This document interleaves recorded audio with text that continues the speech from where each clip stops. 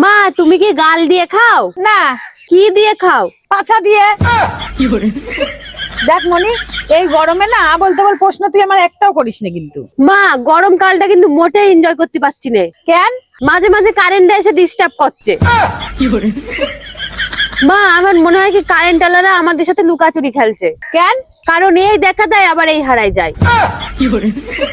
আরে না রে মনি, এটা লুকোচুরি খেলা না, আসলে কারেন্ট এখন ভিআইপি হয়ে গেছে। মাঝে মধ্যে এসে আমাদের একটু দেখা দিয়ে আমাদের ধন্য করে। মা একটা আইডিয়া আছে। কি আইডিয়া? তুমি ঘরে গিয়ে বাবার সাথে গ্যাম জ্যাম বাঁধাও। তাহলে কি হবে? বাবা যা জোরে কথা কয় ওইভাবে কথা বললেই তো হাওয়া বেরোয়, তাহলে এই কারেন্ট লাগবে না। আরে শিখি, তুই একটু চুপ কর। এই কথা যদি তোর বাবা জানতে পারে না, কারেন্টের বদলে তোর ভোল্টেজ ডাউন করে দেবে না। আমি তো ভাবছি একটা জেনারেটর কিনবো। জেনারেটর লাগবে না মা। কেন? ইউটিউবে দেখেছি আলু দিয়ে কারেন্ট বানানো যায়। আরে গাধা, আলু দিয়ে যদি কারেন্ট বানানো যেত তাহলে আলুর ব্যবসার দ্বারা কতদিন বড় লোক হয়ে যেত। 10-12 টাকা ধরে আর আলু বেচতো না নে। আচ্ছা তাহলে তুমি এক কাজ করো, আমাকে বকতে থাকো। তাহলে কি হবে? তখন তো তাহলে তোমার শরীরের তো অনেক এনার্জি বেরোবে। তাহলে কি হবে? ওই এনার্জি ব্যাটারির মধ্যে পুরে থবো, দিয়ে কারেন্ট বানাবো।